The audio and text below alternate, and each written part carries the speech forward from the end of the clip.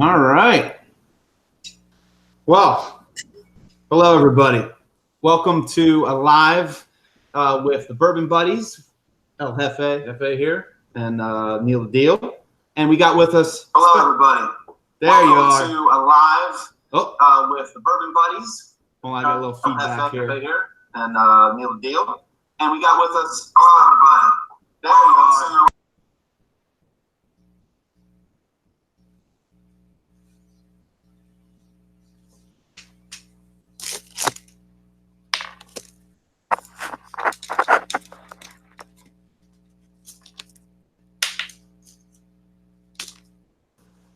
Oh, we're good now. I had the window open there.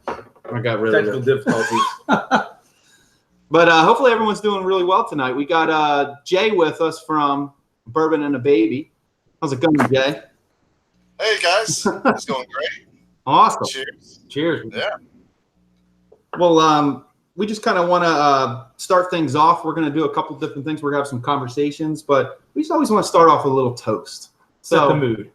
Oh, set the mood. You want to set the mood? You do it, buddy. Want me to do it? All right. It's your toast. So, it's a little Irish toast. May the winds of fortune sail you. May you sail a gentle sea. May it always be the other guy who says, "This drink's on me." Like it.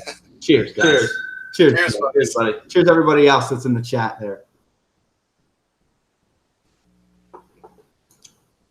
So we're just drinking a little, starting off with some Knob Creek. This is just 100 proof. And we were feeling a little nutty today. Very nutty. So, Jay, what do you got over there? I poured a little Knob Creek 120. This was a store pick. Oh, very nice. The old label. Oh, man. That's the level up, man. Yeah, that's I leveled up on you guys. Starting it right off with that. I need my blazer, though.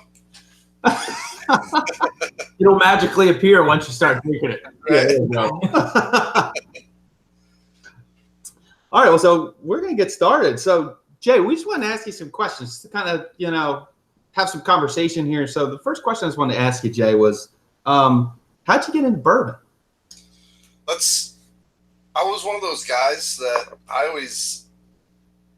didn't really like whiskey because I always thought of like Jack Daniels and doing shots and Jack and Mountain Dew people used to drink and throwing up in college, stuff like that. So Seen plenty. Then just a few years ago, I'm like, I really want to get into like whiskey and bourbon, but I just didn't have a taste for it. So I kind of forced myself to like just keep trying it, and ultimately it was Angel's Envy that I had that, and I was like, okay, this is something I can drink. And from there, it just kind of grew. I would start out drinking it with a little bit of ginger ale, Mm-hmm. then like drinking it with some ice, and then got to the point where I wanted to try other stuff and drinking it neat and stuff. So it just kind of became a whole process. Then once I really got a taste for it, then I just wanted to drink everything.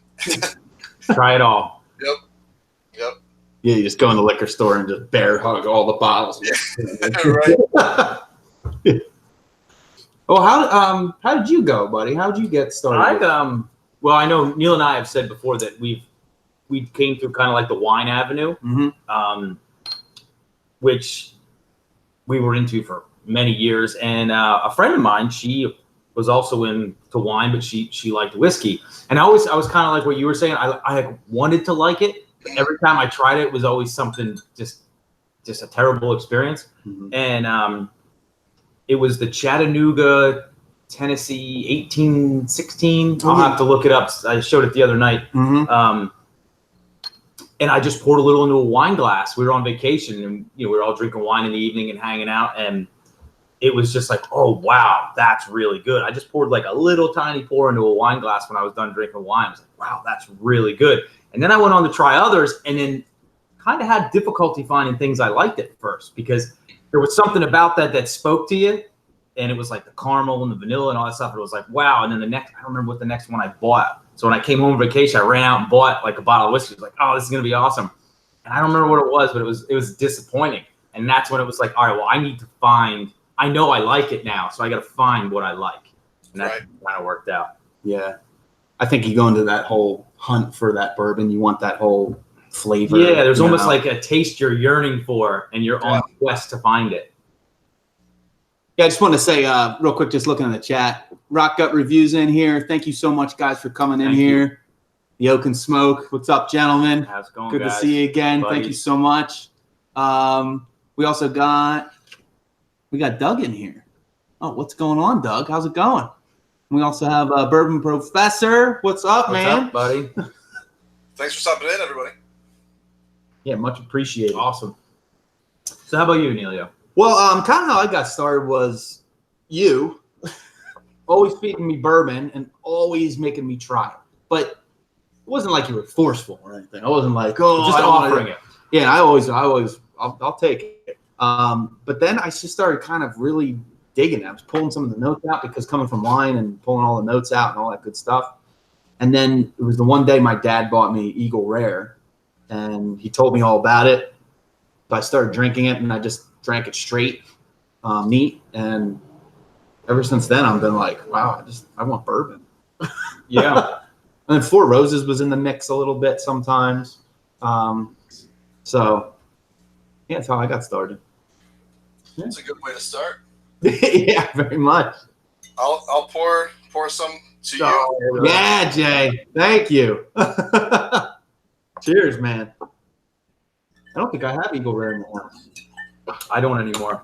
Mm-mm. Well, just another question here, just so everyone knows. Jay, what made you start a channel about bourbon and, of course, being a father?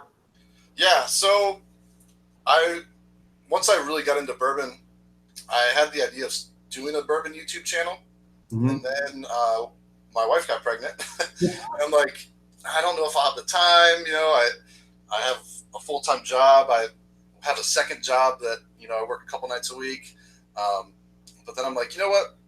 What if I just combined my, you know, passion for bourbon and then also just kind of document, because I'm a little bit older to have a first kid.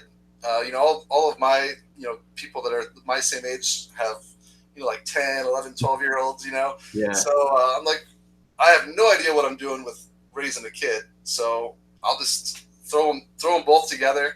And, you know, that's just kind of what started it. So it's a good way for me to still be able to create, you know, content and, you know, be a dad and spend time with my son. So it's been pretty cool. Pretty cool. A cool experience. Yeah, you do some nice work too, Jay. I mean, all your videos are great. I love, you know, with your son Max, and just like I'm you know what? I'm waiting for the day when Max can join you for a review. I think that would be awesome. That'd be cool. Me too. It'll be legally the year 2040. He can legally join me for a review. That's not too far, right? Yeah. So you got into bourbon before you had a son. Yeah. So it's been about I'd say I really dove in deep about 4 years ago into bourbon. So bourbon may have been involved in the whole process. Yeah.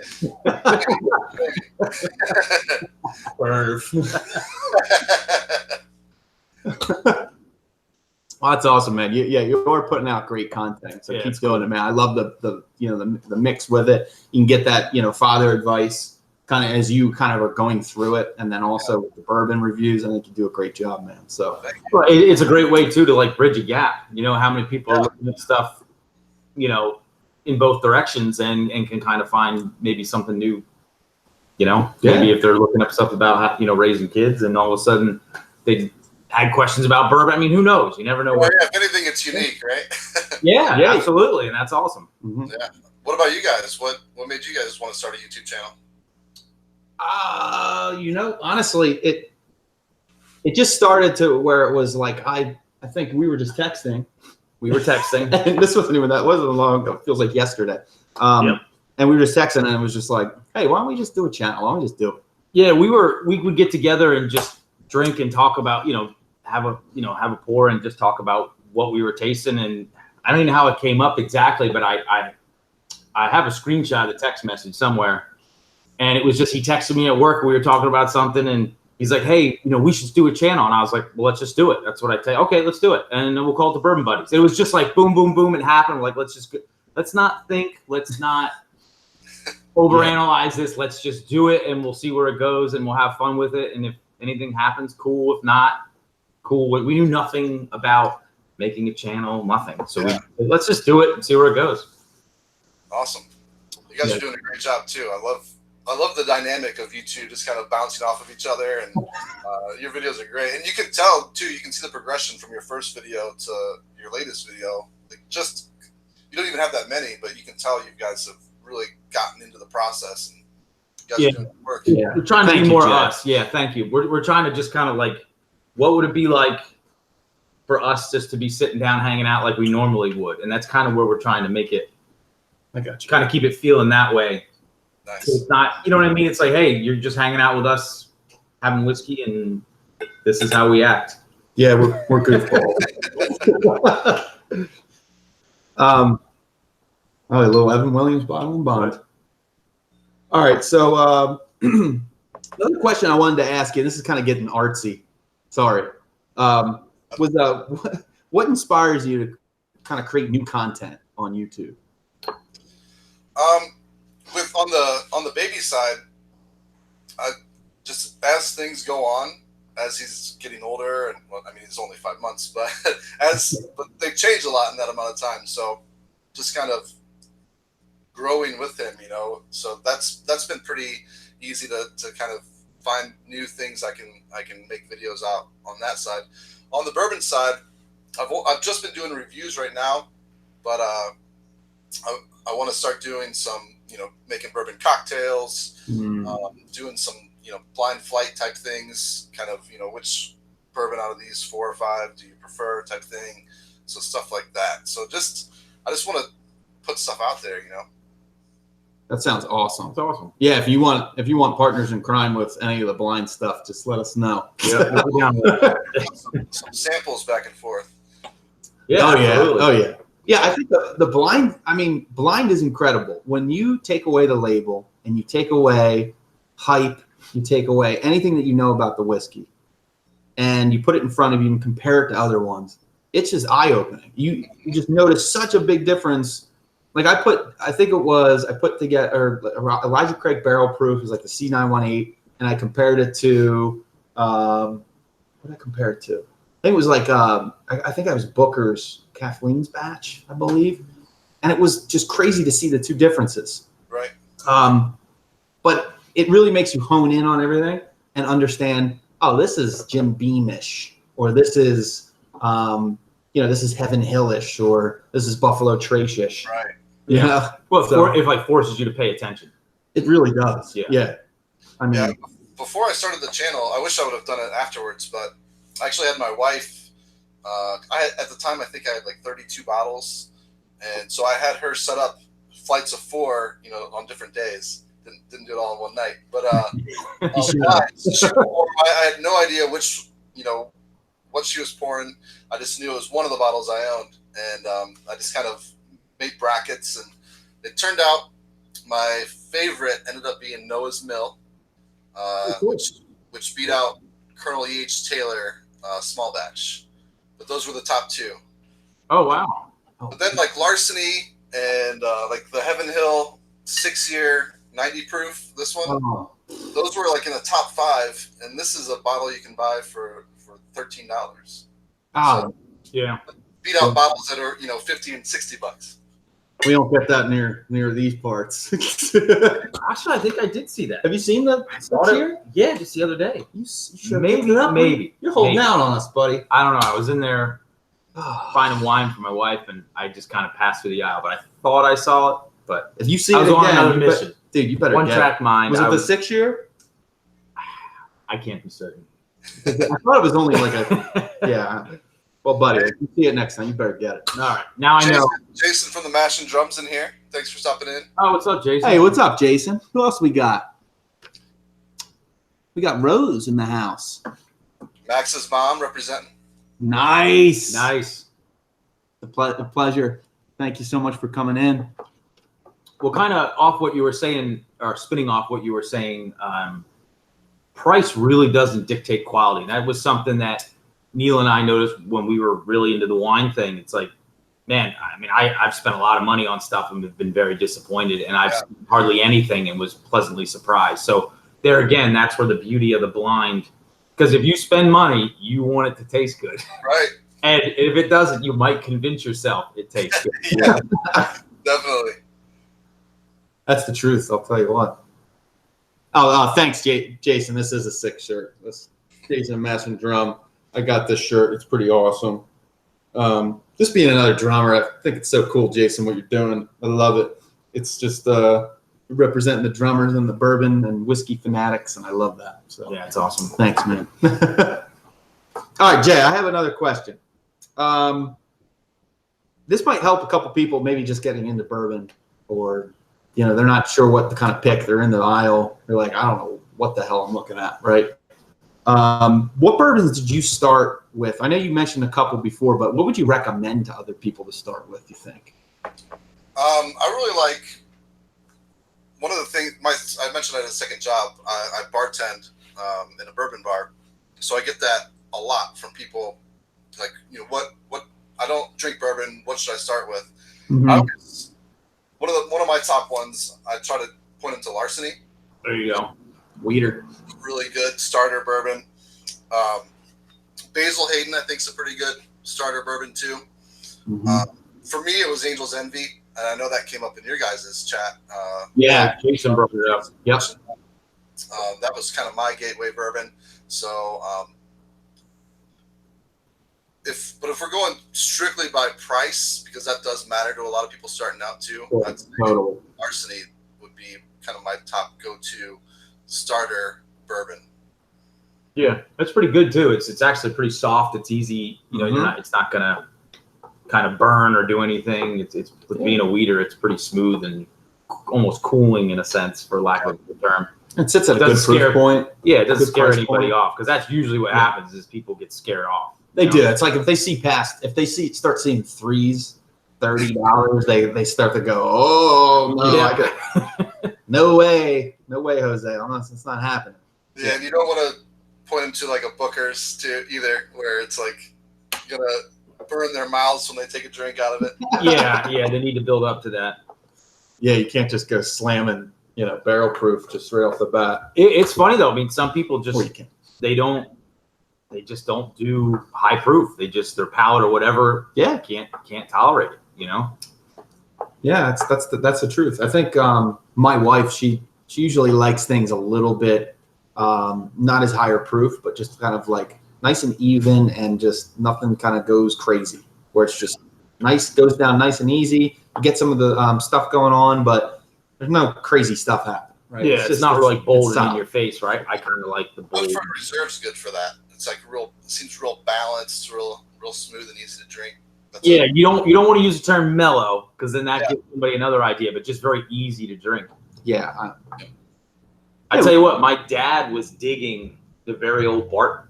I picked up when I was in Bardstown, and that stuff's like $14, and he thought it was awesome. I mean, he really liked it. I mean, it is good, but you could tell it's only 80. For his palate, it was just spot on. So you were saying you really enjoyed it. Yeah, we got else. I'll go Buffalo Trace, since we're talking a little bit about. Now, I just saw in the store in PA and Fine Wine and Good Spirits. Keep moving it, buddy. I just saw a sign up by the Buffalo Trace, and it was allocated. So it finally hit our PA Fine Wine and Good Spirits. It's now limited, and I was kind of like bummed about that, because I mean, wow. I mean, I've had a lot of Buffalo Trace products that I like, but just straight Buffalo Trace has never. Never tickled your fancy? No, I don't want to hear that you can't get it, but it's nothing that I'm gonna miss. Yeah. Oh. I don't know. I'm sure some people are mad at me for I'm mad at you. It's good, but it's crazy that it's so hard. It can be so hard to find, or it could be limit one, because it's good, but it's not that good. Right. It's a great starter. Like, if you're just kind of getting into bourbon, it sits at a pretty, like, a good price point, and it's not spiky. It's kind of even with everything. It's even keel. You put water in it, it doesn't really change much. Yeah. You know, and you can get store picks of it, and yeah, that's kind of a bummer that it's just starting to kind of get to be like a ghost in some areas. So surprising. I mean, I guess it's the whole, you know, Pappy kind of effect, digging now even in Buffalo Trace. I mean, just all Buffalo Trace. So, but except for like Ancient Age, nobody's rushing out to grab those off the shelves. They probably don't even. Yeah, they don't even know that's Buffalo Trace.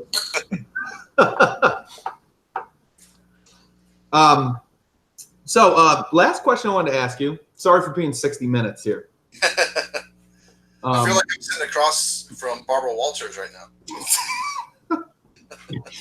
Then I'm not sure what that says about him. I will not, like I said before, I will not take off my shirt. I promise. I will not show you what's going on underneath here.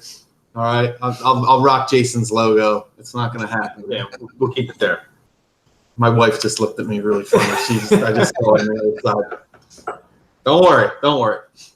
So the last question is, how do you continue to develop your palate? Like, how do you get your palate to kind of, you know, change? How do you bring, you know, get notes from certain bourbons and, you know, from whiskeys and whatever? But yeah, like how do you continue to grow your palate? I think the biggest thing is just to try as many different bourbons or whiskeys as you can, you know, and that's another great thing about, I work at a bourbon bar part-time. Mm-hmm. So when we're slow, I just kind of go through the line. We have a big wall of bourbon. So I just take a little sip here, take a little sip there. That's awesome. Yeah. So that's the worst part about having to buy a whole bottle, and you're like, right. Yeah. What am I going to do with it? Put it at the company. Yeah. Yeah. That was a bit, the bar that I work at is relatively new to my town. And when I first heard that they were coming in, I'm like, I need to get a job there because I'm either going to spend all my money there. So now that I work there, I can just try everything. So that was a very wise choice. Smart. Yeah. That's a very smart move. You're like the Yoda of the bourbon world. Yeah, about it. That's awesome. Yeah. But yeah, just try as many different things as you can. I think that's the best way to really develop it.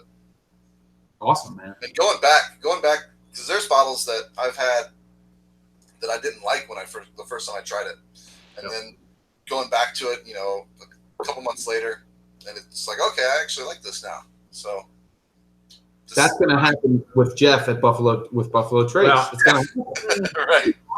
We'll see. I'm working on it right now. So Jeff, how do you kind of like get your palate to kind of grow? Because you pull out some awesome notes. So, you know, go ahead, buddy. What do you got? You know, I obviously just try different ones. And I don't ever try to stick to any sort of style of bourbon. I mean, I have ones that I'm always like, you know, those ones that you have when you're in, like, every once in a while you get in the mood for whatever that is, that thing that just really rings the bell for you, where you're like, oh, I could really go for whatever that is, you know? But I try not to stick like in an alley. Like I try not to bottle the same things over and over and over. I won't buy the same bottle twice. That's one of the ways that I do that. So you're always trying new stuff, or always revisiting something that I was like, well, it was okay. You know, let me try it again. I remember liking it, but it wasn't, you know, it can be like, I was really into Jefferson's for a while. Oh yeah, you were. And the Jefferson's Reserve and all their finishes and stuff. But I bet I haven't had that in over a year. So I'm now talking about it. I'm curious to go back and see what that really, how much I'd like it. Cause like you said, palates change. Yeah. What you crave changes. And I know we dealt with that with the wine. The weather would make you want different wines, like time of year. You know what I mean? Beforehand, you know. Yeah, what you're dreaming of. or like the weather. You want heartier wines when it's cold. You want lighter wines. And so the whiskey is kind of the same thing. Like, what's your mood? What are you in for? What are you doing? You know? It's the truth, man. So that's kind of how I keep it fresh. Keep it fresh. Yeah, I tend to, you know, for me, I really like to write things down. Like just kind of writing notes down, because I think that kind of makes you go back to what, like I always look back, okay, well, what did I write for, you know, Knob Creek, right? what did I write down? I wrote, okay, roasted peanuts for sure. Okay, peanut butter, that whole thing. And then I kind of had this like grilled corn on the cob and all this thing. I kind of like to always go to food stuff because I'm, I love me some food. So that's kind of, I think just writing everything down, I think really helps with progressing your palate.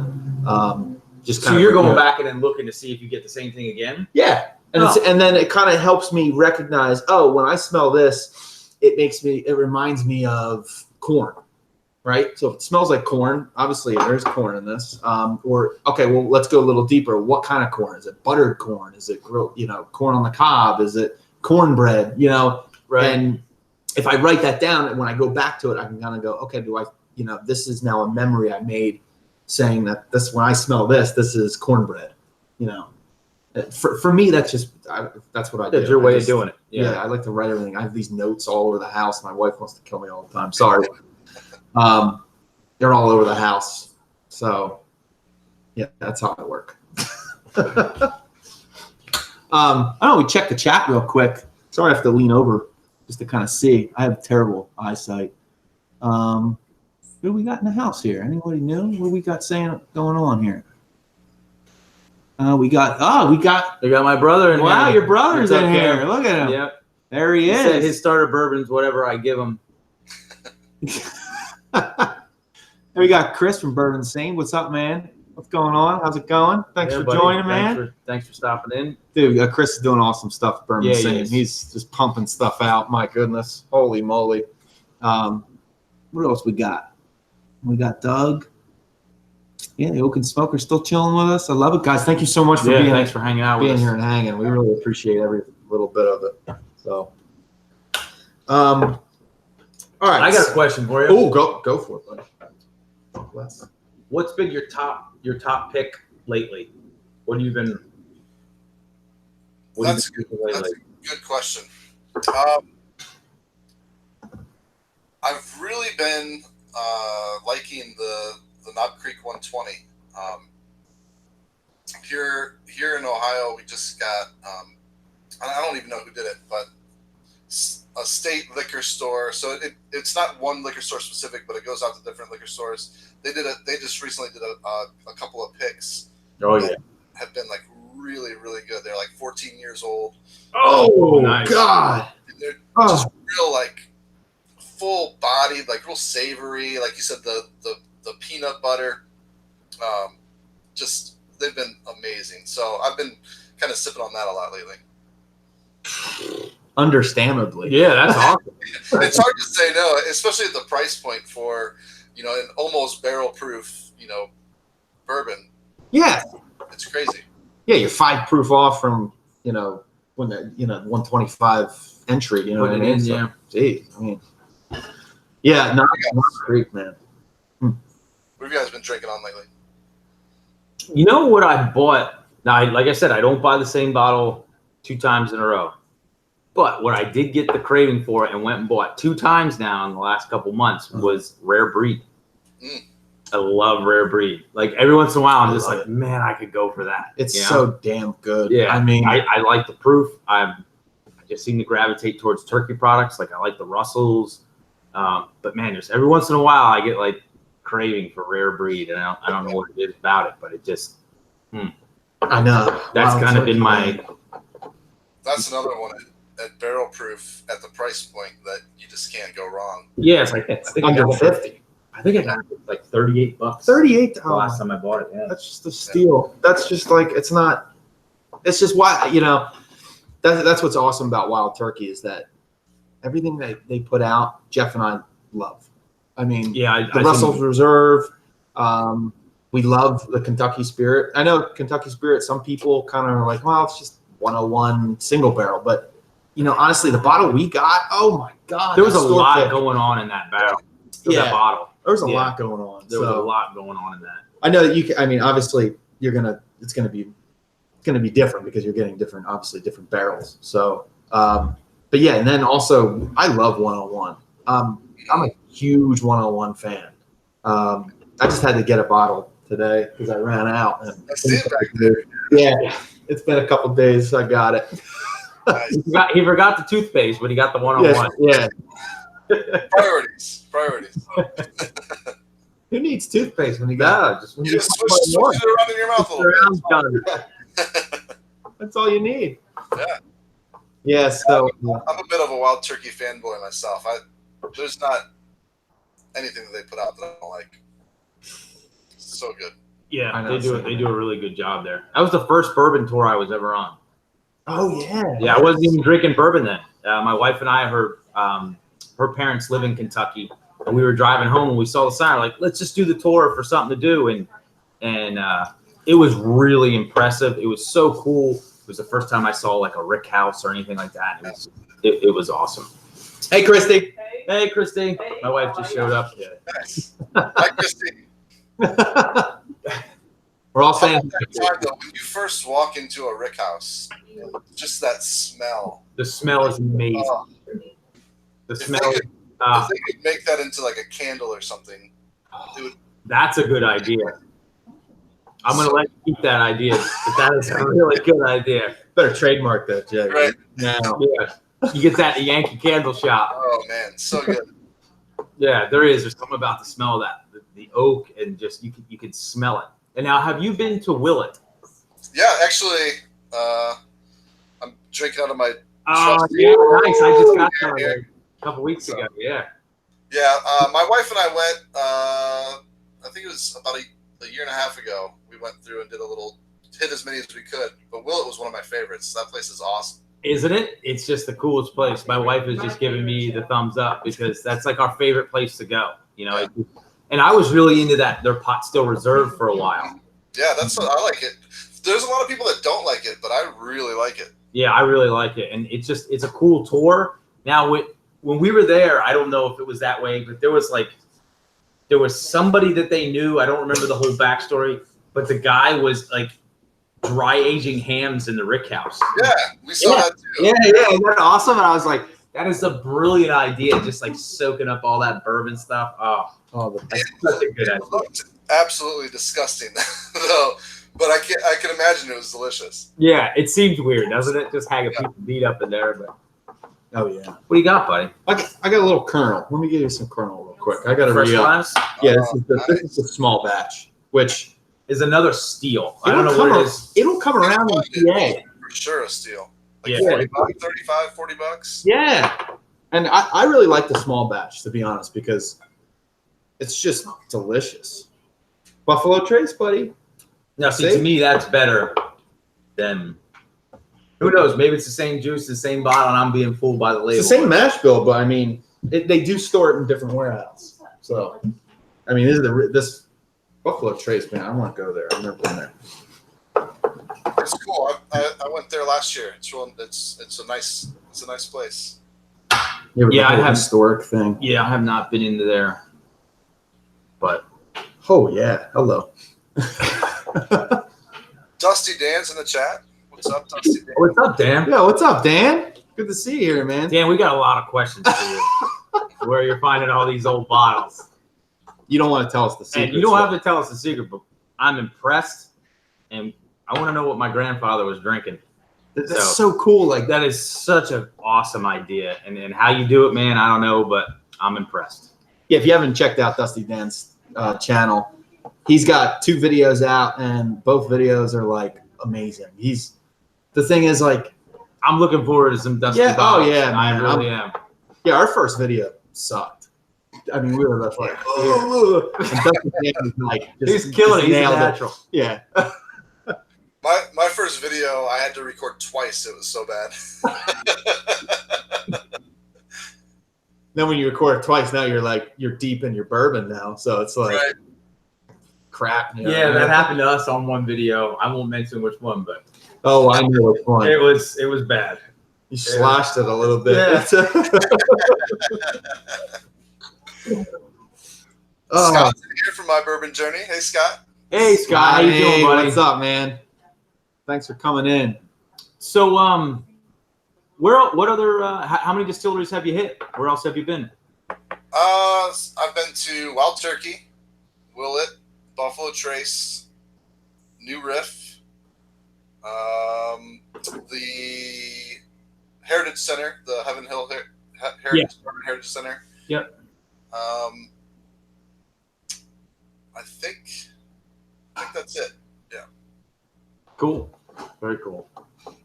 I gotta still get down there. I've never been down there. He has You have to go. Yeah. There's plans for us to go next year. Yes. My wife is the event coordinator for all things that happen. Nice. The only way it happens is if she makes it happen. Sounds like my wife. Yeah. So she's making plans for us to get down there next year. So it's awesome. Yeah, I've done just kind of like the Bardstown thing a few times. It's only about an hour from my in-laws.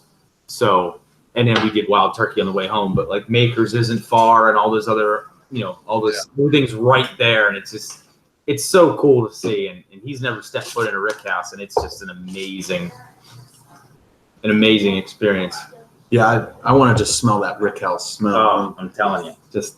What am I doing? I don't know what I'm doing in my life that I haven't smelled that. I don't know either. Oh yeah, I've also been to Angel's Envy and the Stitzel Weller, where the Bullet experience was, but Bullet just opened their own new distillery, so I haven't been to the new one yet.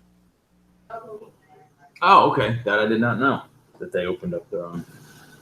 Oh, just real quick on Bourbon Professor. He says it looks like when you shoot a video, or it sucks when you shoot a video and you find you have no audio. Yeah, that sucks. That I've actually done that before.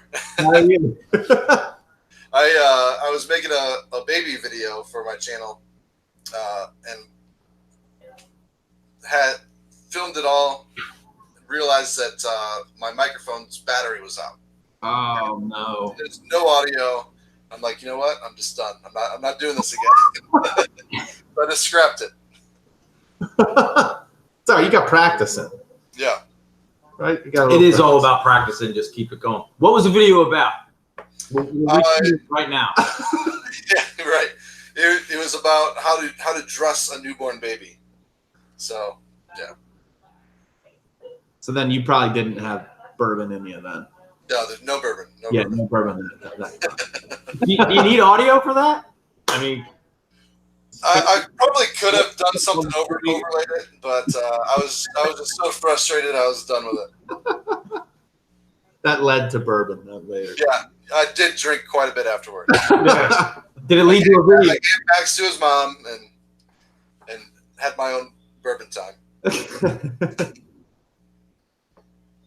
Well, I got to be honest, I got a couple other questions. Yeah, go ahead, man. I'm crazy with questions. This is who I am. Inquiring minds. Yeah. So what's you know what? I want to know you on this too, buddy. But Jay, what's one bottle right now that you're like nursing, right? You don't want to end, I've been there. and you're just like, oh, I'm gonna pour just a Just a half tiny ounce, bit, right? yeah, Every I've time been that you there. have I've it, been right? there, yep. Like what's one that you're nursing right now, buddy? Or that you have nursed. have nursed. It's actually ironic because it's the one that's sitting right in front of you right now. It's the Colonel E.H. Taylor small batch. Nursing it. Yep, I've been nursing it. I have the 2017 release, and it's so good. Oh. Every time I drink it, I'm just like, I can't get enough of this. But I've just been nursing it because I don't want it to go away. Because you're afraid the next bottle won't be the same. Yeah. That's what happens. You get like this weird piece where you're Or like, you just can't get it again. I actually have a backup. It's 2018, but I have a backup. But I'm still nursing it just because I don't want it to end. I'm nursing right now the Elijah Craig C918. I'm nursing it because I have an A119, which I haven't tapped into yet. I actually poured a sample for the Whiskey Dude, which if you haven't seen the Whiskey Dude, he's awesome. Matt's an awesome guy. But I'm sending out a sample of the A119. So, but I haven't even tried it. So I opened it. I was like smelling the bottle. I was like, oh, God.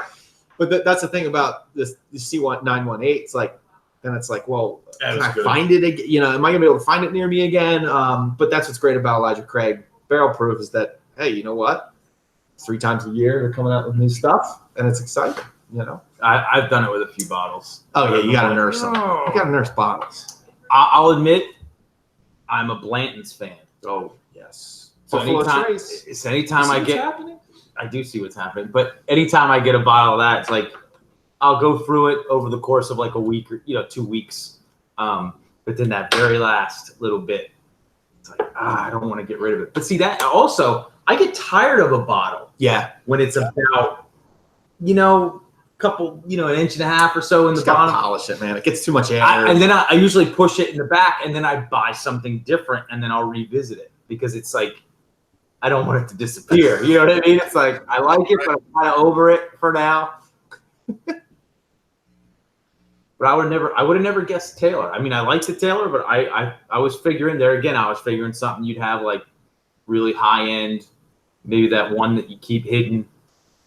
Well, I do have a bottle of Wild Turkey, the one that was in Oloroso Sherry, the Master's Keep. Oh, yeah, Master's yeah. Keep, yeah. Oh, I heard really good things about that. It's so good. So how far down is it? Have you? Not very far. It's a very special occasions. That's a good special occasion, because I mean, it's beautiful. Now, do you ever get like the hankering for it, where you're like, I'm wanting it? Yeah. And do you keep yourself from going there? I would drink it every day if I could. Yeah, for sure. It's so good. I don't know though. Like there's been a lot of sherry finished bourbons that I just really, really like. The Jim Beam's Master Distiller, whatever it's called, that's in sherry casks. So good. So it's so many of those sherry finished ones. Just something about that flavor that I just love. I haven't met one that I haven't liked yet. Oh man! All right, so I'm going to ask a question that I don't know if I'm going to get any heat for or not. Uh-oh. But now, since you mentioned sherry, does that mean you dabble in the Scotch at all? With like sherry finished Scotches? You're gonna get heat. I'm going to get heat. For the I gravitate towards bourbon, but I have dabbled in others. Oh yeah, I've dabbled in Scotch. I don't like real peaty Scotch. I'm the same way. So no Isla for you. No, I Well, look, except Brooklotti, but I mean, the inner Ron Swanson in myself wants to love Lagavulin, but I just can't. I just don't like it. But there's a few that I don't mind that I like. But yeah, a lot of that real peaty stuff I just can't do. And I don't. One thing about Scotch that just really turns me off is that some of them put artificial coloring in their. Yeah, it's allowed. Yeah. That's what I love about bourbon. Bourbon is it is what it is. Like some distilleries don't release their mash bills and stuff like that, but you at least know kind of the parameters of what it has to be. But Scotch is just like you never know from one end to another like exactly what it is. Mm-hmm. Yeah, that is an issue. I mean, with adding coloring. I mean, that's kind of, for me. I like it transparent. Right. If it says bourbon on your label, you're not going to get color, right? Because you're not allowed to. And then if it says straight bourbon, it's aged for at least 2 years, or bottled and bond 4 years, right? And one in warehouse, but all that stuff. So I think with bourbon, I agree with you, Jay. I think it's very cool that they have these restrictions, and I think it separates it from other spirits. From I don't want to say cutting corners because I don't think they cut corners, but it's like this authenticity that happens. You know what I mean? Into like making a good quality bourbon, and I've had some Scotches that I really like. I've had some Irish whiskey that I really like, but I know what you mean. It's kind of like there's almost some gray area where you're not really sure what's right. What you know what I mean? So yeah, I can see that. I just want to get in the chat real quick. We got a couple questions here. Sorry, I'm really bad. I'm a newbie at this, so don't hate on me too much for He's the chat a cool stuff. dude, so we're busy talking to him. And we're not yeah. Just a question for, I think it was from Bourbon. Was it Bourbon Professor? Yeah. So it says, follow up to that. What bottle do you not want to go back to? Oh, that's a really good question. And hey, Guy, what's up, man? Great to see you in the chat as also. So what bottle do we not want to go back to? I know I mentioned it earlier before we started filming. I know which one I don't want to go back to, but it's on you, buddy. What do you got, Jay? Actually, if you watch my last review that I put up on my channel, it was Corner Creek. Yes, I did. Yeah, that. You tried. You really Yeah. tried. You gave it all. You gave it everything you had. It was a recommendation from a store that I really like, Uh-huh. and one of the employees said, "Try this out," and I was like, "Okay, I'll buy it," and just hated it the first time I tried it. It's not as bad.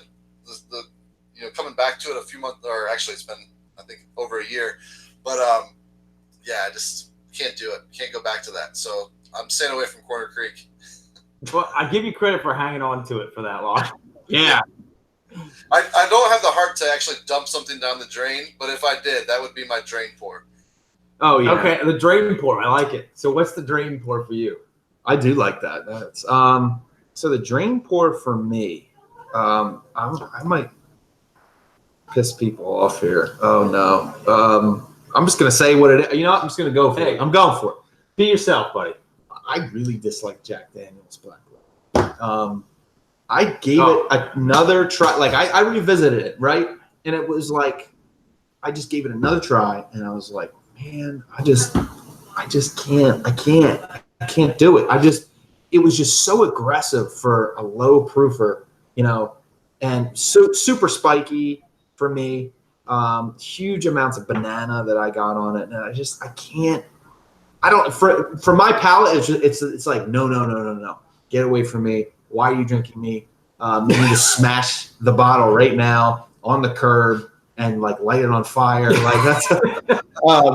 But I mean, it's not that bad. I'm just being dramatic. So, but yeah, that's right now one of my dumping down the drains. But I won't Drain do pour. that I like that. The drain pour. I won't do that to Jack Daniels. Definitely not. But that's for me. How about you, buddy? So I bought the and you know what? And I'm hesitant to say it only because I haven't revisited it, but I bought that Hudson Baby Bourbon because I found it on a website. This was before I found videos and everybody that's on here. And I bought it. This was a couple years ago. It was like, a must try for the top 10, whatever. And I remember all excited, paid like 50 some bucks. Now it's a New York bourbon, but I was new to it. I probably should have known right there that I was like, I don't know what I'm getting into, but I was new. And I just remember it's like 100% corn or something. I just remember being terrible. And I was so pissed that I spent 50 bucks. You know what I mean? Like 50 bucks on this. And I don't even remotely like it. It's not even something, you could have drink something good, then drink that afterwards or anything like that. It was just like, this is terrible.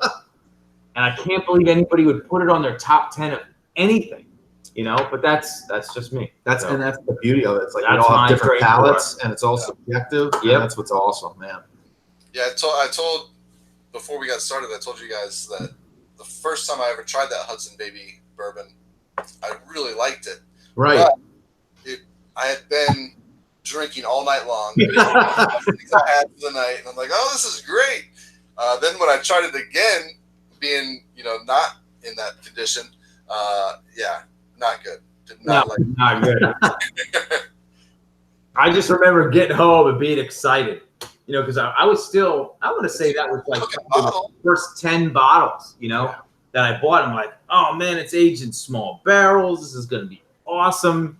It's going to feel like it's aged longer, all this crap. And I just poured it. I was like, I was so pissed. It's all right, buddy. I mean, that's it's part of the journey, right? Yeah, it's part of the journey, man. It really is. It's definitely part of the journey. Well, I have a little controversial question here. What are your thoughts on finished bourbons, Jay? And I could probably guess, but go ahead. Yeah, I like it. I like finished bourbons. Whether or not you can technically consider it a bourbon, I get that controversy. But everyone I've seen have been labeled correctly, where it's a bourbon finished in whatever cask. Sure. But I like the experimentation. I like the different flavors you can get out of them. Just last night, I had some of the Angel's Envy rye finished in rum casks. Yeah. I mean, you can't go wrong with it. the taste is so good. You know, there's so many different good things that are being done with finished bourbons. As long as they're transparent and tell you, you know, what it is, I don't have an issue with it. I mean, go ahead, Jeff. I don't know what I've had some of the Jefferson stuff that was like finished in Cabernet barrel. They're again coming from the wine. I really enjoy. One of my favorite scotches is the Balvenie Caribbean cask. Yeah, that's one of my favorite scotches. Yeah, that's like one of my top. And just because that rum adds a different, just that extra, like I want to say an extra element. So I can see that really kind of complementing a bourbon and not really obviously done correctly and you have a good bourbon to start with. But I can see, you know what I haven't had is I haven't had the Jefferson's rum cask finish yet. But that might be ones I got to. Have you had it? No, Because I can see that being just because Jefferson makes a good product. Yeah. At least I think they do. Yeah. But it's been a while since I had it, but I can see that being just really good stuff because the rum just adds that element that almost kicks it up a notch, but just kind of complements it. Doesn't really detract from it or change it all that much, but just kind of add something. Yeah, I know with some of the wine finishes, wine cask finishes, it can kind of get, depending on how they do it, it can kind of get a little like weird. The wine can come in too much. Like if you're aging it in Cabernet Sauvignon barrels, sometimes that cab can really influence the bourbon or whatever you're talking about. If you're talking about whiskey, it can influence it a lot, and sometimes it just kind of like takes you away from really what the whiskey is. And I'm not like I'm gonna kind of differ from you guys. I'll be that. You'll be that guy? Yeah, I'll be that guy. He's gonna be that guy. I'm not big on finished bourbons. It's just not my thing. And I think, but the thing is, I'm open to try any of them. Come on. You know, I mean, I'll try them, and I'm kind of taking that whole mentality of like, change my mind, please. Like, get me on board. I think I just need to be exposed more to it. And I think that's kind of where I sit with everything. So sorry. Well, no, I mean, typically I drink 100% straight old bourbon, but occasionally it's nice when they do something different and it works out well. And here we're taking a ride, you know. What I like about a lot of wine finished bourbons is I think it helps bring more people to bourbon. I think that's something true. That is a good point. Very good point. Can bring people that are into wine that normally wouldn't drink bourbon and get them into bourbon. And I'm all about, bringing more people to the party. So anything that brings more people in, I'm totally cool with. That is a good point. It's a good approach. Yeah, it's a good approach. Yeah, because if you're, there's a lot of wine drinkers out there, and we were them. Yeah, we were wine drinkers. That's why I think I just need to be schooled a little bit. I think in finished bourbons. Yeah, you need to open yourself up. I need to open myself up. Have you guys dabbled into any of the wines that are finished in bourbon barrels? I have. Yes. And for me, some of them have gone a little wrong. It's too oaky.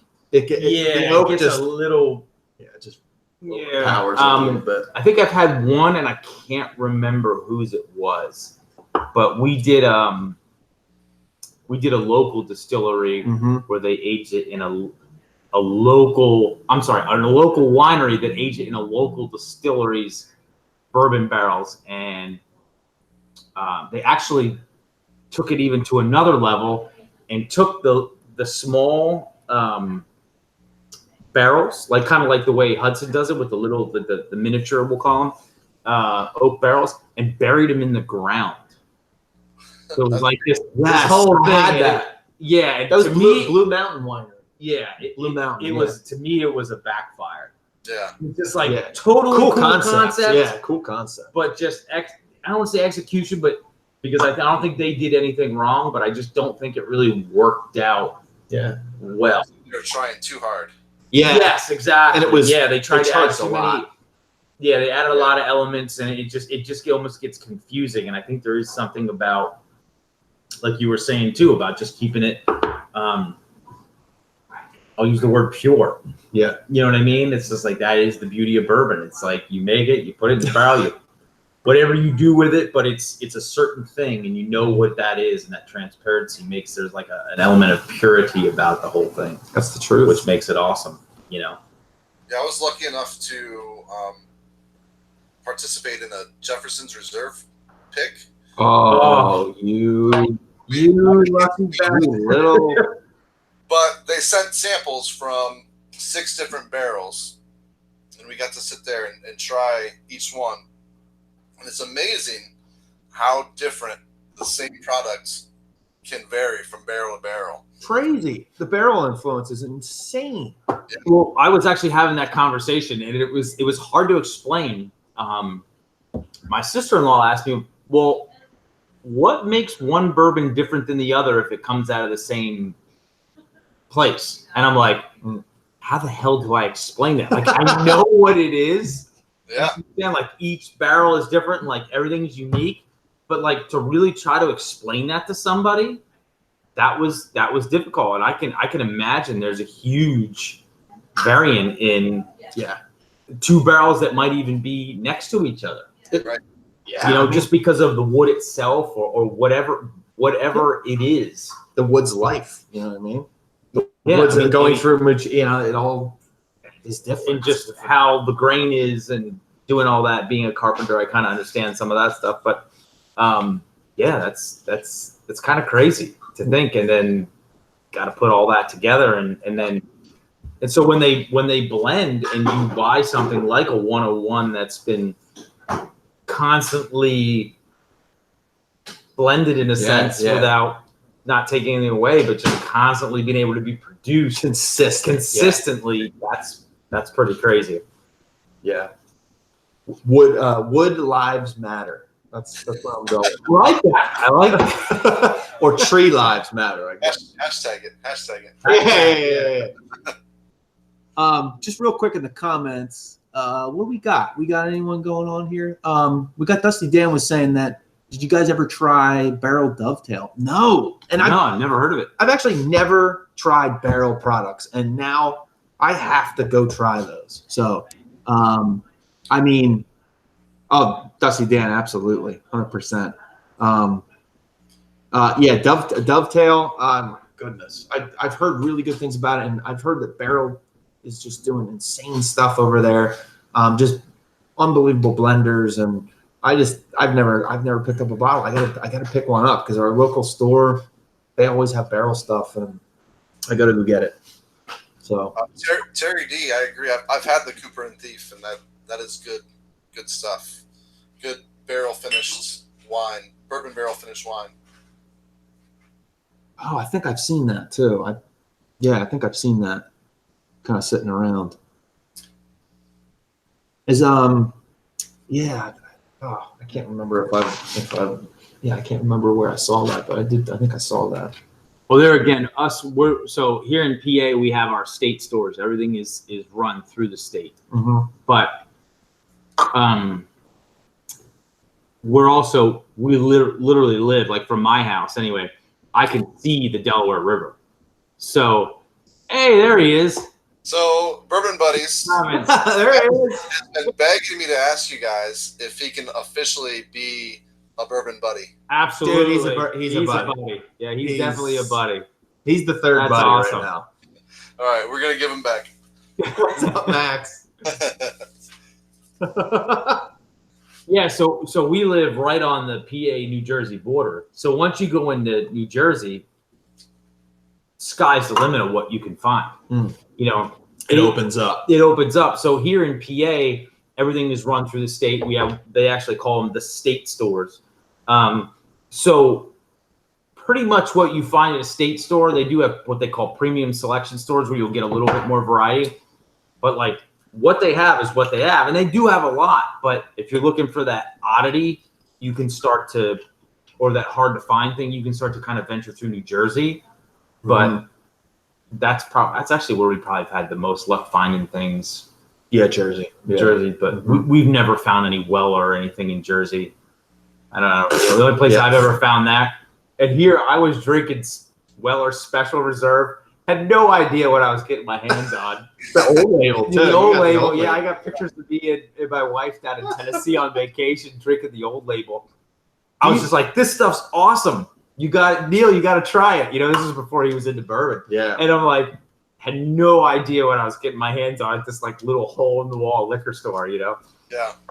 I live in Ohio, so Ohio is state controlled also, but we get weather that pops up every once in a while. You just have to kind of be on it. I lucked out the last time I was up near Toledo, and I just happened to pop in a liquor store there, and they had just got their Buffalo Trace shipment. So they had Weller Special Reserve, they had plenty of Eagle Rare, they had plenty of Buffalo Trace. They didn't have Antique, unfortunately, but I kind of made sure I stocked up when I saw that. Yeah, That's awesome. I would. Now, being that you're in Ohio, is it all state run, or are there privately owned? It's all state run. Okay. Yep. So then at the bourbon bar, is there anything special that you get, or is it all basically what you get at the state store? Yeah, so the rules for the bars is that you have to actually buy from your local liquor stores. So they just amended it to where you can buy from one outside. So we can buy from our city liquor store, and we can go to one other in Ohio, but you can't buy from outside of Ohio or anything like that. So it's pretty limited as far as like Willet, for example. None of their products are available in Ohio, so I can't get any of that here. So I'll send you some I'll send you some Well, we don't have that here in PA. No, we got Will in New Jersey. Yeah, but we Just have where New we're- Jersey, and New Jersey is Yeah. where I was finding like their reserve and all that stuff. Actually, a good friend of mine got me that bottle with their pot still reserve for a Christmas present. nice. And he has family in New Jersey, he lives in New Jersey now. But that's the only place I've been able to find it. We don't get any Willet products here in PA at all. Yeah, same. So you have to go in. But thankfully, we're literally right on the border that we can scoot right over. But yeah, it's kind of weird how you would think if it's the state would kind of have. Hey, Foz. Yeah, they have the control. This is Fozzie. Fozzie! Fozzie Bear. Fozzie, look at the camera. buddy. Yeah, look there, buddy. There. There you go, Foz. Yeah. Go bother mommy. So what else have you been? Do you guys have a hard time getting in Ohio? So yeah, we don't get any Willet products. Heaven Hill is kind of half and half. Like that 90 proof 6-year isn't available here. Mhm.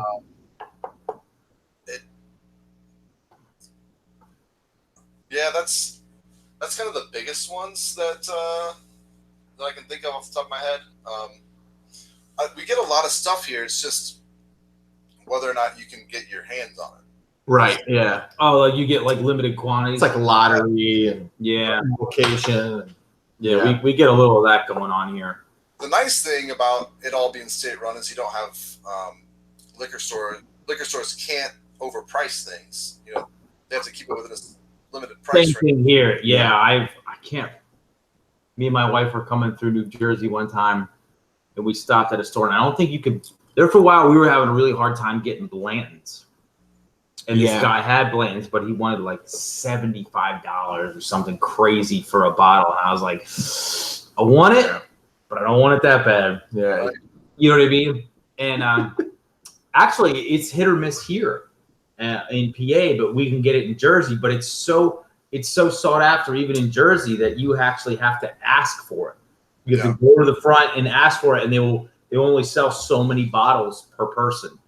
So like I might be able to get like one or two because they don't want people coming in and just wiping them out. That's the truth. So I don't know if that's a regional thing or if Blanton's is really that sought after. I mean, I love it, but It is, yeah, it's hard to get. yeah, Yeah. Usually they limit you on how many. you got to can know get like and the special handshake and I feel like Neil, you were just traveling internationally not too long Yeah. ago. Did you check out any like duty frees? Was there anything that you could get there that you can't get around here? I did, and me looking for bourbon, I kind of just nothing. It was like, it was not even, there was nothing really special. I mean, I saw a lot of Knob Creek, like big ass bottles, 175s, and that was like it. There was like no bourbon that was like crazy different. Some of the Scotch, yes, they had some intense things, but other than that, the bourbon, nah. Really, I mean, we flew out of Newark and then went to Jamaica, and yeah, there was nothing going on. I was thinking about getting the Appleton 12-year rum from Jamaica, but we can get that here in PA. So I was just kind of like, you know what? If I really want it, I'll get it here. Right. But other than that, yeah, I was like unimpressed with the bourbon selection with both duty-free shops in Jamaica and also in Newark, New Jersey. So it's weird. Have you found any gems in any of the duty-frees you've been at, or? No, it's been, I haven't traveled in enough time to where I would have really been looking. So, no, I haven't had any luck with any of that. Hopefully on my next trip. But you gotta keep your eye peeled, right? So I'm gonna show this picture. This is a picture of the Weller that I was drinking years ago. That's nice. And I was able to get that in a Magnum bottle for like, I want to say like $60, $55, something like that, in Tennessee. And the next time we went on vacation, Neil went with us, and we stopped there like 4 times, and they never had it. It was like, oh, we got it, sold out. We get 4 bottles, sold out. Like, you could not get your hands on it. And I went in like a year before. I just was buying it whenever I wanted it, you know? Right. And I honestly haven't seen it since 2016. That's how long it's been since I was able to get my hands on that. damn. It's crazy. Jay, I wanted to ask you couple other. I know we're over an hour, but I don't know what. Jay, I don't know how long you can be on, so let me know when you want me to clip it. But sourced whiskey. This is a topic that I feel a lot of people get. I'm going to say butthurt. We use there. Yeah, use that butthurt. But a lot of people get a little weird about sourced whiskey. So I just kind of want to know your thoughts, and then we can chime in. And then if you guys have any comments in the chat there, feel free, and we'll take a look after we kind of talk about it. But what do you think, Jay? Sourced whiskey? Yeah, I honestly don't have a problem with it at all. I do like when places are transparent and tell you that they're sourcing it and tell you where they're sourcing it from. So I do prefer that. But I mean, it is what it is. It's out there. There's a lot of the sourced whiskey comes from like MGP, which produces great stuff, or Dickel in Tennessee, which they put out good stuff too. So, or Four Roses, so whatever, that it's generally coming from a good place. So yeah, I don't have a problem with it, but I do like it when places are at least a little bit transparent about where they're sourcing it from or how old it is, things like that. So I prefer that, but at the end of the day, all that matters is, do you like it or not? I agree. If what comes out of the bottle and you drink it, you like it, then who cares? I mean, there is some coolness about the purity. I'll use that term again. The purity of like knowing where it came from, knowing where it was stored, and all that. That's all cool, but do you like it or not? That's really what it comes down to, And I'm sure barrels are passed around, and whatever happens behind the curtains of bourbon making, you know what I mean? I've noticed a lot of bourbons. And if you look on the back, they're distilled in Bowling Green, which my in-laws live just outside of Bowling Green. Interesting. Like 5 minutes outside. They're like in the next town, So I don't know what's going on there, but a lot of different bourbons are distilled there. So I don't know if there's just a still running and that it's sent to whoever wants it. Honestly, I haven't looked that deep into it. Well, I haven't looked that deep into it because it's like you said, do you like it or not? Yeah. Are you going to worry about it, or And I mean, it's kind of interesting to know, but is it really important to whether you like it or not? I just want to say, Richie Z in the house. Thanks, Richie, for coming on in. And the whiskey friend, Alan, what's going on, man? Thank you so much for coming in here, hanging out with Jay and two of our knuckleheads. Yeah, a couple of knuckleheads here. Yeah, so I just want to say shout out real quick. Yeah, the bourbon professor. Yeah, he's still He has in. no He's problem with chilling, the man. source whiskey. Yeah. That's a great name, by the way, Bourbon Professor. Oh, I know. When I heard that, I was like, damn it. Dude, Damn it, that could have been me. he's also putting out great stuff. There's Yeah. so many good whiskey Yeah, there's so many channels. cool dudes, man, really. The I have community. a buddy that we would call each other Professor, like in text and stuff, and I'm like, damn it, how did I miss that? That's awesome. Yeah, he really got the name down. Like, Yeah, that's genius, buddy. That's really genius. You're already an honorary buddy just for that. Professor, right? That's so awesome. Yeah, I know. Like for me, sourced whiskey, no problem. You know, Yeah, I mean, and hey, man, you like Dude. it, you like it. If it's a good whiskey, it's a good whiskey, man. who cares? I mean, the whole thing of blending is a whole art for me. I mean, that's how I feel. I feel like blending is total art. Absolutely is, and they do it. They do it at distilleries. Like I remember the first time I went. We went to Wild Turkey, and I knew nothing about whiskey, and they had all these glasses sitting around. They were covered, and it was about the Russells. Him and his son are going to come in, and they're going to taste these. They're going to say, okay, we need to take these barrels and put them together, and that's what's going to go into 101. I'm like, they do all that by like. To me, that's a craft, not a science. There's For sure. yeah, I mean, and it was just like that blew my mind. That was just like, wow, they do all this by blending all these barrels. So every time you buy one, you feel like you're buying the same product. Yeah. To me, that was so cool because so many things are automated nowadays and all the technology but just to see people, no, you got to do it by tasting and blending. And you got to do it the old school way. And to me, that blew me away, man. That's when I probably got hooked. Super cool. That was just such an awesome concept, For sure.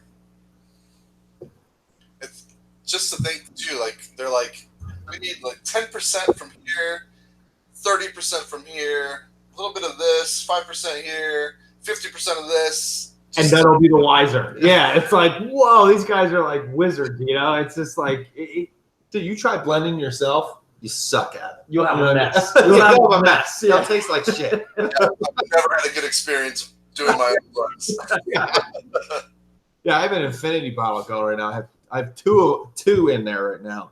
I only have Wild Turkey 101 and Evan Williams bottled pub. So I'm like, I guess I'm like, He's lowbrow. yeah, I'm just like, whatever bottle I finish, I'm just gonna be like, all right. But you know what though, it's if you put every bottle in there you like, should that not cover? You think, but I don't think every day? Because I don't there's think it certain would. days where you're in the mood for something else. In theory, that should cover every day, and that should be theory. In theory, should be the best bottle if you know what you're doing. Right. That's the key word. If you know what you're doing. I'm gonna start an infinity bottle of everything that I've reviewed, Yeah. Oh, that's cool. Even the stuff you don't like. even the stuff I don't like. I'm just Oh. in there. Maybe it'll probably be terrible, but Yeah. I'll throw some samples out to subscribers or something along the way. But yeah, That'd be a good way to get rid of it if you don't like it. right. It's like Jason from Mass and Dro. He was saying that the Jephthah Creed was like he's trying to give that away.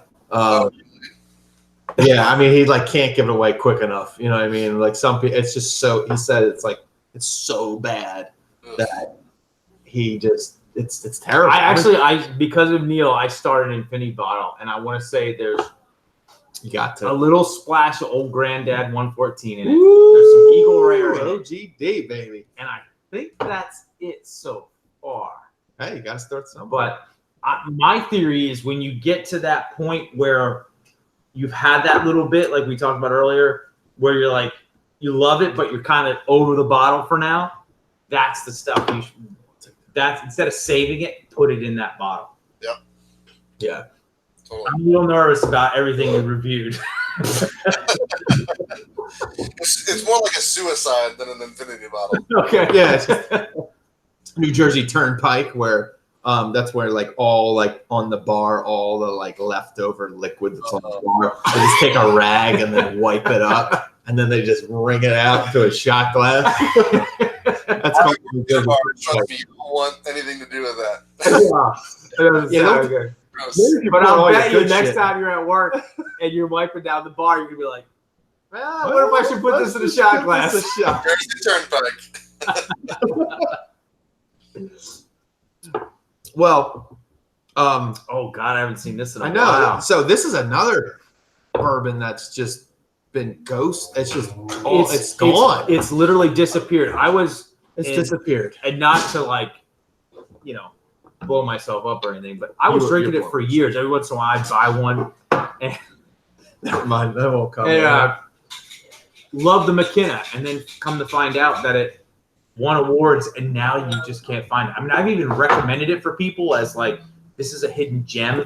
So like, I think we were getting it for like $32 or something. And like, this is a hidden gem, guys. Just try it. I mean, I recommend it to several people, and now you can't find it. Yeah, it's gone. So sad. Yeah. I have a bottle. It's kind of cool because the same bottle that I have, the Scotch Test Dummies did a review of, because they put the barrel number. So I have like 54, 51, and the Scotch Test Dummies did a review of it. And they live in Kansas, I think, and I live in Ohio, and we got the same out of the same barrel. But What was it? 54, 51?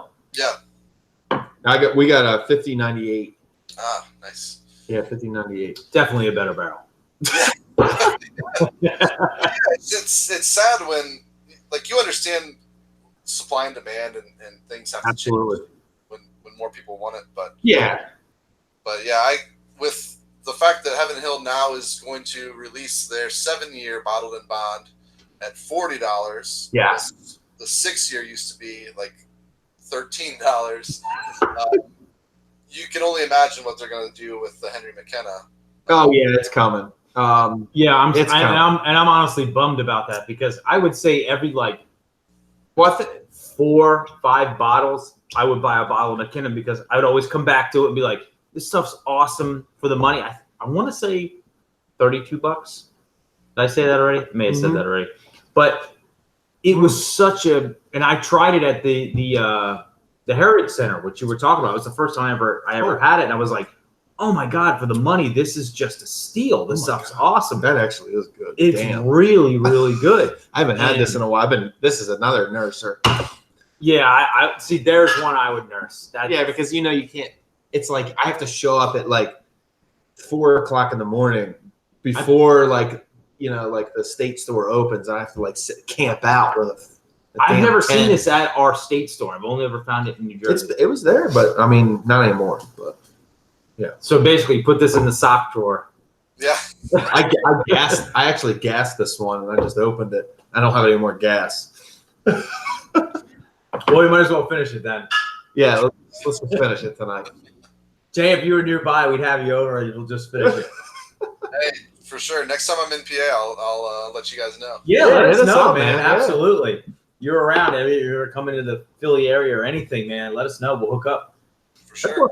I just want to make sure we're not running over anybody's time here with live. I don't see anyone going live right now, so I don't know how We're you're. running over, but we're not stepping on anybody's toes. So I Yeah, think we're all right. yeah. I don't want to step on anyone's toes. I don't see anyone going live right now, so whatever, Jay. If you want to continue talking, I'm cool. Hey, I still have some bourbon here, so I'm good. Oh, then that's a must. Absolutely. Hey, all right. So I had a quick question. You got questions on there? I buddy? do. I haven't. You know me, buddy. Right? Yeah. You spent all day, Jay. He's not working right now. Before I leave that, is the whiskey friend Alan says I have 3 Infinity bottles, peated Scotch, non-peated, and just started a bourbon Infinity. Oh, That's pretty cool, actually. and Alan's doing a special right now on just bourbon. So he's just drinking bourbon, straight up. He's typically drinking the Scotch. Originally a Scotch drinker? Yes. So he's drinking right now. He's drinking bourbon. He's been doing this whole journey Well, that's awesome that he gave it a chance because there's plenty of Scotch drinkers that will like, oh, I only drink Scotch and blah blah blah. I've really liked Alan's bourbon reviews he's been doing lately. Yeah, It's awesome. He's been coming at it with like a Scotch background and then But an open mind. Yeah, and just killing it and just like hitting notes and just left and right. Yeah, he's doing great stuff. So if you guys haven't checked the Whiskey Friend out, you need to go check him out. He's Absolutely doing awesome check stuff. him out. Yeah. But yeah, I mean, Jay, I wanted to ask you this, and I know I talked about this right before we went live. Where do you see bourbon, specifically bourbon, in 10 years? It's like trying to predict anything, right? It's so hard to say. I feel like we are still in. I don't think we've reached the apex of the bourbon boom. I think we're still in it. Yeah. So, and you're seeing places like Buffalo Trace, Four Roses, doing these big doing these huge expansions, trying to produce as much as they can produce. So, in 10 years, are we going to see the fruits of all that? And now we're going to have, too much supply and not, or the demand is either the same or less, which would be good for us as bourbon drinkers. But I don't know. I wish I had a better answer. It's going to be interesting though. I'm excited about it. I think everything goes in stages. You don't see bourbon going away, or even like diminishing to the point to it was in the 80s and 90s, to where I don't think that's going to happen. But I definitely can see that the demand at some point the demand isn't going to keep growing. Yeah. Yep. So is that 10 years from now, or is it 15 years from now? I don't know. Yeah, I know what you mean because a lot of things go in and out of trends. Yeah. So what's trendy right now? Like there for a while, vodka was like everybody was into vodka. It was all clear spirits. It was like light whiskey, clear spirits. Yeah. Of the 80s was like. So I think you're always going to have the whiskey drinkers. Yeah. But I know what you're saying. Like as production picks up and people become more, I don't want to say familiar with it again because it's been around for such a long time. Yeah. But yeah, I just sort of feel like it goes in trends, but you're always going to have the purists, the guys that love it for what it is, and it doesn't matter that it's popular or not or whatever the deal is. So 10 years that's a long time. It's a long time when you think about it's a long time. the way things change just in marketing and with technology and everything. Technology, changes everything. A year, Yeah. I mean, the fact that we're doing this now. Yeah. I mean, we're doing a live session right now. Yeah. Are we going to be still on YouTube in 10 years from now? Who knows? YouTube might. We're going to do a Go 10-year away. anniversary of this day. We're marking it right now, Jay. I'm in. I just want to say hi to who just came in. I just saw it. Christopher David. What's up, man? Good to see you here. Glad you're joining us, and everybody that's in the chat right now. Thank you so much for joining us. Absolutely, the support. Everybody just kind of helping each other out and encouraging each other, and we really enjoying appreciate it, with each other and just kind of hanging out. It's awesome. Yep, absolutely. That's what's great about the whole kind of whiskeytube community. Everybody's super friendly, super helpful. It's Everybody's into just it's like having that as we would call it, a buddy to drink with, whiskey with, and just kind of share an experience, For sure. We just got a little bit of a Richie Z asked if we were planning on reviewing the Four Roses Small Batch Select. Richie, we do not get that here yet in PA. So we're going to have to make a special little trip in order to get that. Where can we get it? There's select states as of right now, and then I think they're going to open it up. So I'm a big Four Roses fan. I'm huge into Four Roses. I do love the Four Roses. Oh my God, they're single barrel. Four Roses single barrel. Another solid whiskey for the money. Yeah, like, yeah. I It really kind of is. feel like, I mean, damn. I don't want them to raise the price on me, but feel like it's underrated a little bit, or maybe overlooked or underpriced. Yeah. Um, I mean, Four Roses. I just picked up their straight up. I mean, small batch. You know what I mean? it was 20 some bucks. It was 29. So I mean, they bring it up a little bit, but like I haven't had it in so long. I mean, I was just like, I gotta give it a shot again because it's been a while, right? Yeah. So again, revisiting things and everything. So, you know, yeah, I don't know. Jay, if you were to recommend, like, all right, let's take all the distilleries, right? Let's take for bourbon. Let's go with bourbon here. Let's take Heaven Hill. All right, let's take the big boys. Wild Turkey. Let's take Four Roses, Jim Beam. You know, all these big boys. The right? big heavy hitters. The heavy hitters. Which one? Like, what do you go towards? Do you have more of a Jim Beam kind of like palate? What's your palate draw you to? Heaven Hill, Four Roses. I think my palate generally draws me towards Wild Turkey products. You've got a turkey mouth, just like me. I love everybody else. I love Beam. I love Four Roses. I love Heaven Hill stuff. But at the end of the day, if I had to choose just one, I would probably choose Wild Turkey. Yeah, I think I'm with you on that. Yeah. Turkey mouths. Yep. You got turkey mouths there. Up So there. if you were to drink one bourbon for the rest of your life, what would that be? God, that's like the Sophie's Choice, right?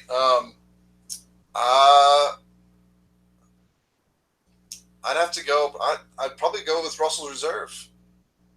Oh my god. The single barrel or the 10-year? I really like the. I mean, I love the single barrels, but as far as consistency, The 10-year. and the 10 years is so good. It really is. It really is. And there again, for the price point, Right. Year, it's solid. Yeah, it's definitely solid. So who else is here? Sip on it all day long. You really could, man. I mean, it's just incredible. So the whiskey friend said to us, "What bourbon should I chase down and review?" So, Jay, let's think about this. So the whiskey friend, Alan is again typically a Scotch drinker. But he's doing that series on bourbon right now. Like, what would you recommend, Jay, then to hunt down for him to try? Now he's tried a lot right so far. I mean, So I'm pretty sure I saw him do Henry McKenna. yes, he did. Did you Four Roses single barrel? Yep. I would maybe go after a Knob Creek single. Oh yeah, kind of chase everybody down. Get the 9-year 120. You don't have to do store pick. Well, I would But- almost think like kind of hit every mate has Has he done turkey? Yeah. Have you done turkey? Yeah, Alan, have you done turkey? You can comment. yeah on throw that. that in. Have you done turkey? Because Yeah, the whiskey friend said West or Russell's in there. yeah, see, I So- love the 10-year is solid and consistent. Oh, The first Russells I have, I think, was the single barrel, and I kind of hung on that. yeah. Oh yeah. It's, man. A bourbon. I mean, if you can get I would almost kind of hit all the big heavy hitters. Is there yeah. anything he's missed? I mean, I can't think of anything that he's missed. you could do Elijah Craig barrel proof stuff. I mean, if you're into the barrel proof stuff, I mean, I'm a big fan of that. Sky's the I limit, mean, really. I'm a huge fan of Elijah Craig barrel proof. Yeah, I mean, I would kind of recommend. Yeah, if that he hasn't tried that, if he can get his hands on that. hands on it, and let us know if you need me to send you a sample. Just let me know. How many And he'll the jacket will just show up. Jay and I and Jeff will all be. In It's just jackets. all of a sudden we'll be in jackets. Yeah, we'll be in jackets. How many bottles do you guys normally keep around, like in stock at a time? How many bottles do you think you have? Right Okay. For me, Good question, I would Jeff. say that's actually a really good question. I want to say now? She asked it earlier, but we missed it in the chat. I want to say like 3 in a rotation, because I kind of get to the point where, like I said, I'll really be enjoying a bottle, and I'll get near the end, and I'll be like, okay, I'm ready for something else. I don't want to finish this, but I'm ready for something else. Neil, on the other hand, I'm opposite. he might have a problem. No, I don't have a problem. See, Jeff is more of like one bottle at a time guy. He likes to get the bottle and just like live with it, right? And just get through A little bit, right? And then just kind have of a little live bit with that bottle, and right? experience it and pay attention to it. Which is awesome because you pay attention to bottles and you understand when it goes from here to here, you know? Whereas me, I just tend to just, whatever. But It's all that time off, Jim. I'm just starting. So right now I have about, like, I only have about like 50 some bottles. Oh, only. But that's not that many. I think at home Trust I have me, like that's 3. not, I think maybe I have 4. buddy. Tops. I'm And that's telling including you, my infinity bottle. that's nothing. 50 bottles is nothing. You trust me. 50 bottles is like this. Yeah, I think I'm in the 40 range right We're in now. the 40. So we're in the same boat, Jay. We have too many similarities going on. I don't know. It's weird. This is weird. It's yeah. weird. The history, This is really weird. teacher thing. Yeah. This is Maybe I need to weird, leave man. you guys alone for a little while. Yeah. This would be a new buddy thing going on. I mean, I dabble upwards of like having 5, but man, you know, like I like to spend time with it and then move on to something else. Just to let you guys know, Christopher David, I'm going, like I said, I'm slow on these comments. Christopher David said that he's in PA as well, and he orders his bottles of Select, which is the Four Roses Select, online a retailer of California. So shipped here within a week or so, no markup, which is awesome. So we might have to start doing that, especially with that, until it becomes kind of available. And then also just kind of looking at some of these comments. Let me look here. Well, my brother chimed in again. He loves the Maker's 46. Oh, the Maker's now, 46. He's more of a Scotch drinker. So The 46. the 46 has a lot of things going on, man. Yeah, the French oak just. It's a very complex. So much better than the standard Maker's Mark. Oh my Agreed. God! It's like Absolutely it's agreed. nowhere near this. Like the regular Maker's Mark, just To me, always left something wanting. It's like, it's okay, but I'm not gonna rush out to buy it. You know, it's just like metallic finish, and like I've had a chat with. I was talking to like Chris from Bourbon Sane, and we kind of like said the same thing. It was like just like this metallic weird notes, and just I think that comes strange from kind the of like. I think that's. Oh man, I don't know if it's because it's young. I mean, I don't know, but like I find that kind of like metallic. Yeah, I know what you mean. It's kind of like it's not bad, but it's nothing that you're like craving or want to revisit. If that makes sense, you know. Yeah. 46 steps it up a notch, and obviously the cast strength really brings out everything that it was meant to be. Yeah, we really like the cast strength. I mean, we kind of like went bonkers over it. But the thing is, like, some people just don't. It's like, it's good. It's all right. You know. That was your guys' first review, wasn't it? That was our first video. Yeah, yeah, man. And we just kind of like really gravitated towards it. Like being a weeder, I don't think it gets enough respect because I think it lives in the whole Weller, shadow. But I think being what it is, you almost need the barrel proof to really showboat and expose what really is going on, because it's just almost a little, maybe it's cut too much. I don't know what the term is that I'm looking for right now, but it's just like you said, the standard Makers is just, it's okay, but you're not going to run out to buy it.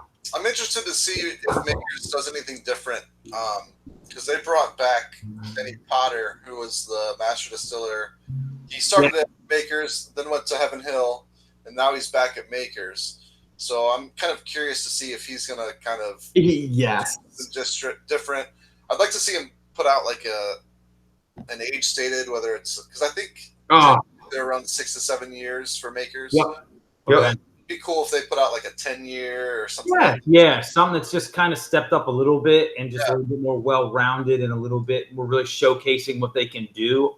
But I it know almost seems like the standard is, and then the 46 is on like a kind of a different element, and then the cast strength is like, wow. Yeah. So they really kind of need that kind of middle of the road, solid bourbon. I know they're putting out that 101. Yeah. Yeah. Which Okay, they're trying to compare. They're like, So it's so weird next to the Wild Turkey 101. That's kind of like their thing, right? yeah, I was kind of like, wow, they got balls. Like, Yeah, like, that's you kind coulda- of going for it straight. in the yeah, face, you yeah. could have like went like, 102, right? 103, Right. but you went specifically for 101. It's like Wild Turkey's always known for that. Even like, 81 proof, right?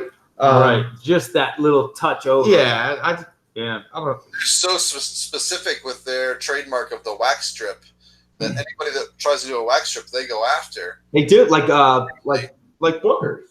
Hmm. I know with Booker's, yeah, with the wax, with the black wax, like I don't know, man. Like, you're right, they go after you. If you got wax, they're like, We're like, hey, Wild Turkey, we're taking your 101. Yeah, it's They're kind of gonna- weird, right? like what are they doing? Yeah. Hey, Which whatever. I can understand from a marketing perspective, Ooh, but at the same time, That's a good pop. that Oh, was that's a really good pop. pop. But at Yo, the same 101 time, just got as it. like a bourbon community thing, it's kind of like, let's not slit each other's throats, man. Like, there's Right. enough for everybody, you know? Yeah, plenty. And usually, and that's how it is. You know what I mean? And hey, who knows? I'm sure they're not trying to go after. They're like trying to go way after Wild Turkey 101. You know what I mean? It's a weeded mash bill. It's completely different bourbon. Yeah. But at the same time, it's like you have to wonder, like, Well, you're wondering, you're hassling somebody about wax. It's like, focus on the bourbon. Don't worry about the wax, you know? Right. don't worry about it. Want a little 101? I'll try a little 101, buddy. You haven't I'll push had that 101 in over a while, there. right? It's been a while. I'll push that over on your side. You want to finish that? You got a little bit in there? Oh, I don't want to waste it. Jay, what are you drinking right now? I still got some Russells, but Oh my God! Russell's Penny. I think I'm going to pour some 46 next. Yeah, Oh, do it. nice, dude. Nice. Jay, you got some good bottles, man. We're very similar. I'll tell you what, Jay doesn't mess around. No, he's not effing around right now. He knows what's going on. Yeah, what do we got in the comments, Jeff? Okay, so it says, the whiskey friend asked, what's the difference between the normal 101 and the Kentucky Spirit? Ooh, good question. Man, I'll tell you what, the Kentucky Spirit, when we did ours, now we had an old bottle, but it was just so much more complex. And not to take anything away from the 101, but it just seemed to be so much more going on with that bottle. I mean, Yeah. was it our bottle? Maybe, but It's a single barrel. I mean, and that's where you're going to get that variance, right? Where Wild Turkey 101 is more of a consistent product, right? And then the Kentucky Spirit, you might get a bottle that, for us, we got that bottle. It was like Butterscotch City, right? It was just butterscotch, right? Try to say that 5 times fast. But, I mean, it was great. It was such a good bottle, and we both enjoyed it so much. But we might get another Wild Turkey Kentucky Spirit where it's like, it's all right. It's kind of like 101, but I think that's the beauty of Kentucky Spirit. Yes, the price point is a little weird because you're almost at the same price as Russell's Reserve, right?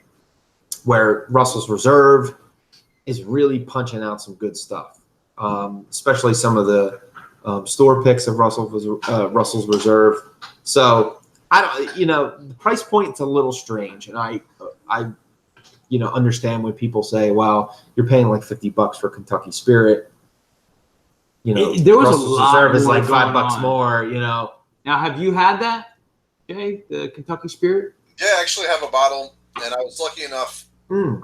to when I got my bottle, when I was at the distillery, and Jimmy Russell was there. So, Oh, Jay, so I got an autographed Jimmy Russell bottle of Kentucky. you son of a bastard. So, Yeah, Jimmy was there. No big deal. Yeah, no big deal. Jimmy and his wife, it was great.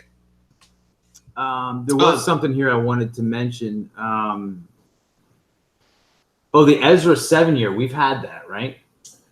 I don't know if we did a review on it. We have the yes. Found it. We found it. Yeah, I have 2 bottles. Of course he does. I haven't had a chance to try that one yet. It's good. I mean, you can tell.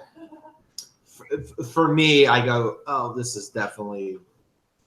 I feel like it's Heaven Hill.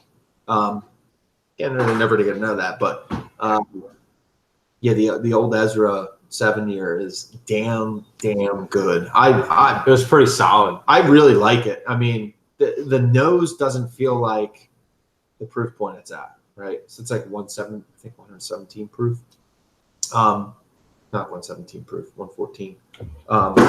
But yeah, like I didn't notice, like the nose is very subtle and the palate's explosive. It's a really good bourbon. Yeah. Yeah, it just seems to be just a little bit more going on. You know, I don't know if they find those barrels that are just exceptional or what it is, but it just seems to be more layers of flavor, more layers of things going on. Let's see who we got here. So we did kind of answer that for the whiskey friend about what the difference between 101 and this. Ezra is amazing. The proof of the price, can't argue with that.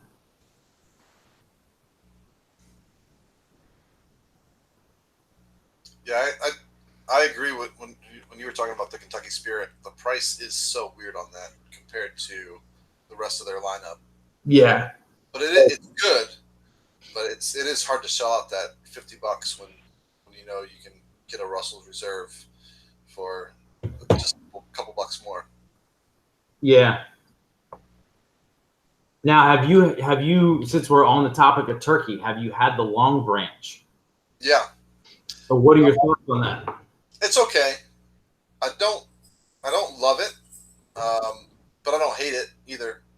I'm the same way. It's kind of like it's an interesting flavor, but it's nothing that makes me want to run out and buy it again. Yeah. It reminds me a lot of Gentleman Jack, if you've ever had Gentleman Jack. I have not. Yeah. So it's okay. I don't know that I would necessarily buy a bottle, but if somebody gave me a pour, I wouldn't turn it down either.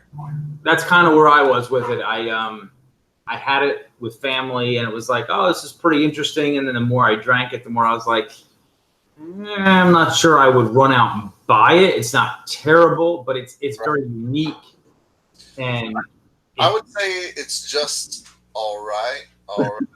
Yeah. All right. Yep. Kind of hang it. Yeah. Yeah, it was kind of like, I don't even know how to describe it to somebody who never had it. It's not bad.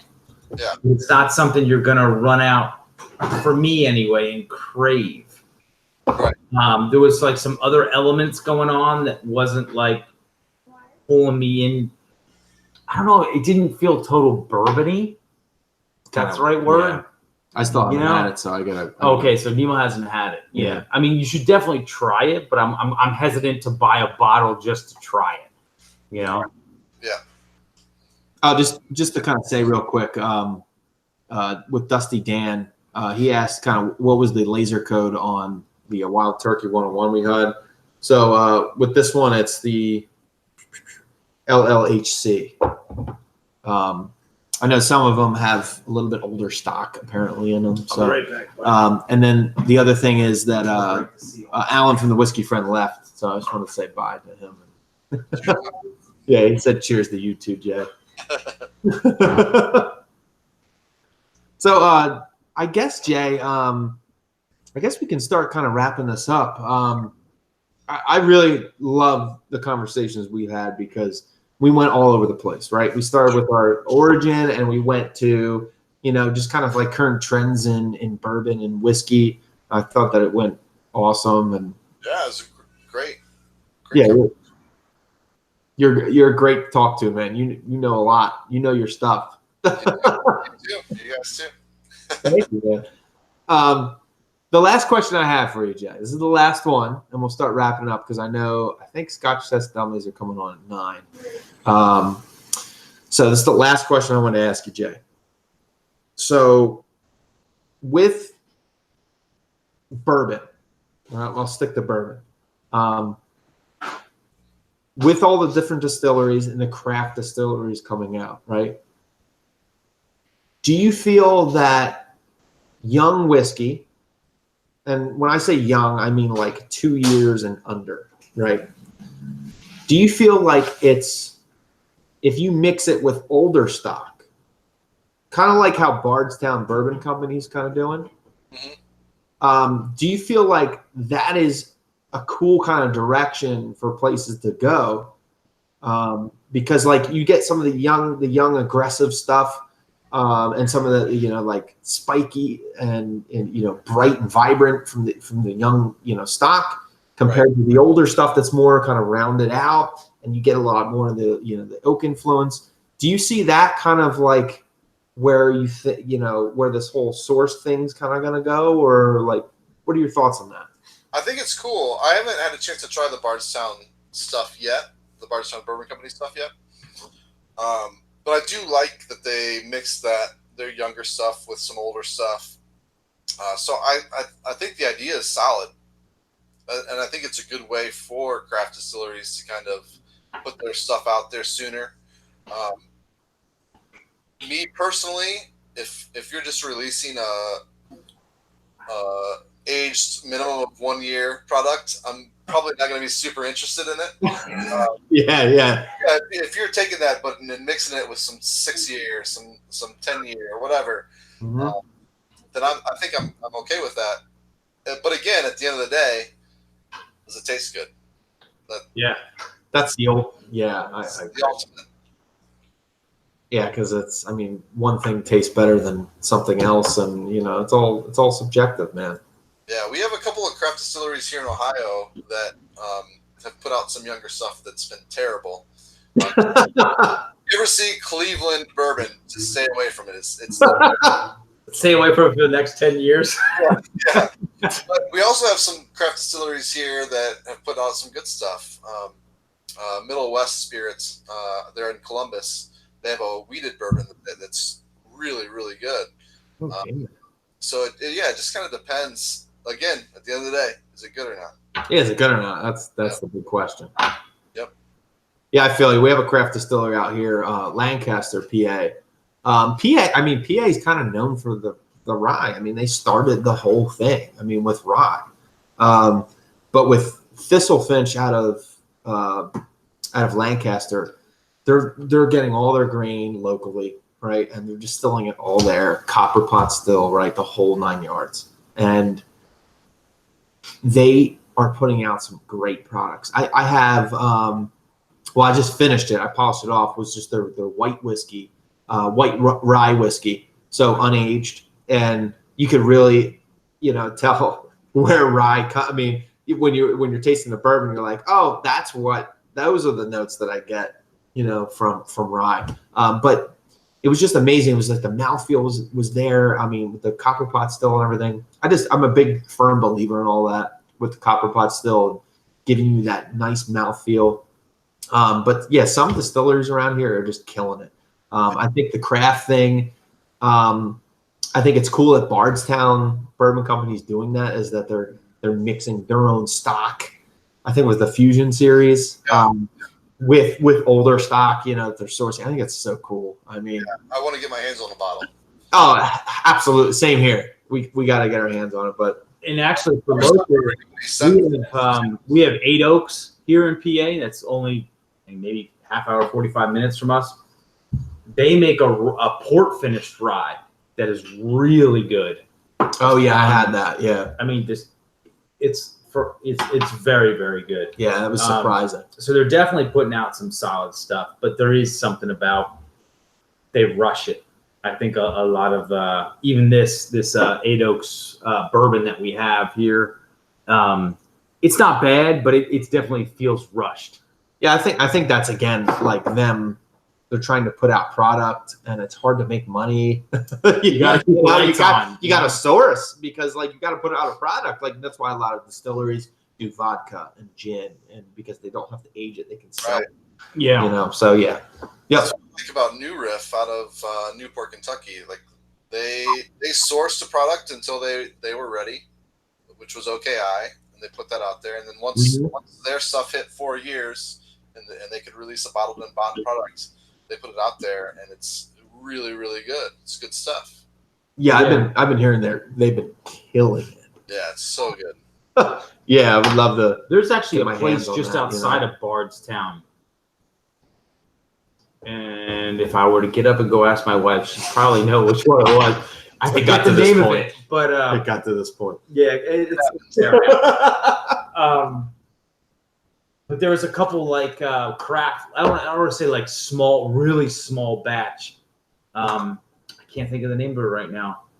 I know we sent it to you, but there's sourcing and Yeah. kind of keeping everything That's like cool, super man. small batch. So you're these little like I want to call them micro operations, but like smaller operations are popping up and they're putting out good stuff. Yeah. But it's For everyone that puts out a really good product, there's probably 2 or 3 that are putting out terrible stuff. exactly. But since they're putting it out, people will. Yeah, it's amazing how many people don't know the difference. I mean, you just gotta try it. Like I was pretty excited about Jep the Creed, but apparently it's terrible. So I'll probably avoid it if I see it ever on the shelf. I know. I've never had it, so we're gonna have to like maybe beg Jason. Well, we won't have to beg him, but Yeah. Jason from Master and Drum be like, "Hey, send us some Jephthah. You have to beg a little bit. Hey, give us a little bit. Let's see what's going on." Yeah. Well, Jay, I think I see it's 8:51. We killed it, buddy. We went on for a lot longer. We planned. So that's awesome. You And were thanks for everybody hanging out and Yes. staying with us. I don't know if you had any other plans but just Yeah. kind of appreciate it. listening to us babble on about different things. But awesome time, Jay. Thank you. Really appreciate it, man. Guys, thanks for having me on for your first live stream. I appreciate it. Yeah, man. Hey. We'll definitely do it again. Yes, let's do this. Yeah, and hopefully we'll get together and taste something someday. Get in person. That'd be awesome. Definitely. We're not that far. No, Nah, we're we're close. not. We could meet somewhere in Kentucky. There we go. I'm all for that. Kentucky awesome. is a good meetup place. Yeah. It's right in the middle of both of us. Perfect. Well, Jay, just to kind of end things, anything you want to kind of tell everybody that's in the chat, just kind of what you're doing and kind of where you're going with your channel, all that good stuff. Sure, yeah. Check me out. Bourbon and a Baby. You can also find me on Facebook, Instagram, and Twitter. I've been working on, I try to release 2 videos a week, 1 bourbon video, 1 baby video. This week I've kind of been slacking a little bit, but it happens. Yeah. But yeah, check me out. Follow me, subscribe, all that fun stuff. Find me everywhere at Bourbon and a Baby. But yeah, Awesome. cheers. Nice, man. Cheers. Awesome. Yeah. Cheers, Jay. It was a good time, man. Really, really enjoyed it. We'll talk to you soon. Yes, and we're the Bourbon Buddies, and we're a little sporadic right now with putting out new material. We're going to kind of get it down to a science one day. But, yeah, so look for us. We're going to be doing we're not on any social media. We might need to get on social media, buddy. I'm just thinking we might need to do yeah. that. When Jay rattled off everywhere he was, I was like, Facebook. oh, man, we're not there. We might need to go there. But yeah, yeah. We look to put out like a video every week, like a review or whatever. And we're doing this little buddy, big buddy thing, which we're looking to put out our next some one. stuff coming up. Yeah. We definitely have some ideas. We have some things brewing. But, Yes. So look for that, where we kind of take like the entry level kind of version of the bourbon compared to the barrel proof. I think it's cool to kind of compare the two. We really kind of get a kick out of it. So, and jackets seem to show up. Just to be an underlying thing. but yeah, so check us out on the Bourbon Buddies on YouTube, and of course Jay at the Bourbon and a Baby. Hey, We This was appreciate the awesome. support, guys. We really Yes. do. Everybody's been so Thanks, awesome and everybody, supportive. for checking it out. Appreciate it. Yeah, this was a good time tonight, Jay. We really appreciate it. man. Yeah, Jay, thank you Had a so good much, time. man. You're awesome, dude. Everybody chiming in and hanging out with us. Thank you so much. Yeah, cheers, everybody, guys. Thank you so much for joining us, and looking forward to doing some lives next week, and we'll go from there. All right. All right, Jay, man. Everybody have a good night. Thanks for hanging with us. We'll talk to you soon. Cheers. Cheers, man. Cheers, buddies.